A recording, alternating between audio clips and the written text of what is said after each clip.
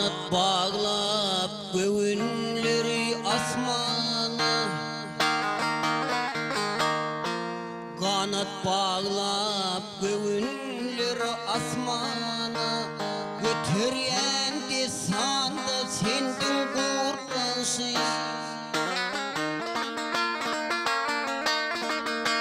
Gayrı kusa vehim salanda cana, götüren de sana sendin kurtaşı.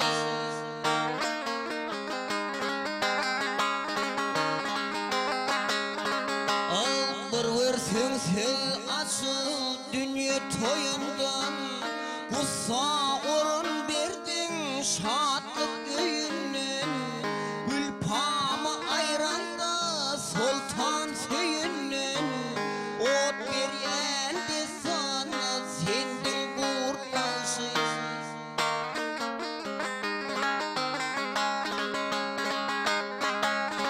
Al hatam taya gül erimnin bedeğin, taptıyan yıldızdan kurup duvağın. Gülün damadırnay perin yüzün, getiren de sana sendin kurtaşı.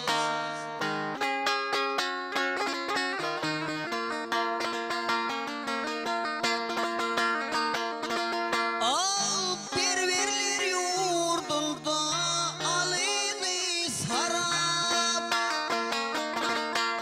sattırayan kulun bakasın sarap. Ol revşen bavanın vehimin karap, bitiren de sana sendin kurtaşı.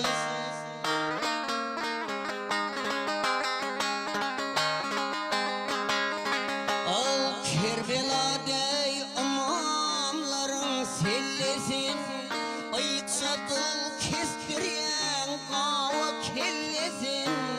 Gamın evine yürek hüllüsün, batıryan de sana sendin kurtaşı.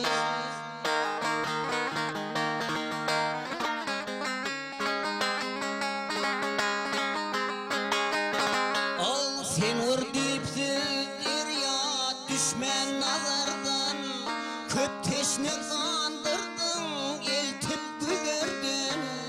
Taplayıp hocavi vekil vazardan, yoğuran de sana sendin kurtaşı.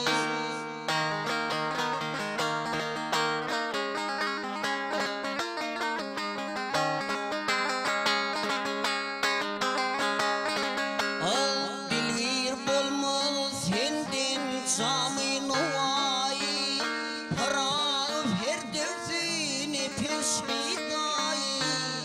Vehimin sözlerine herdemi sayi, bat veren de sana sendin kurtaşı.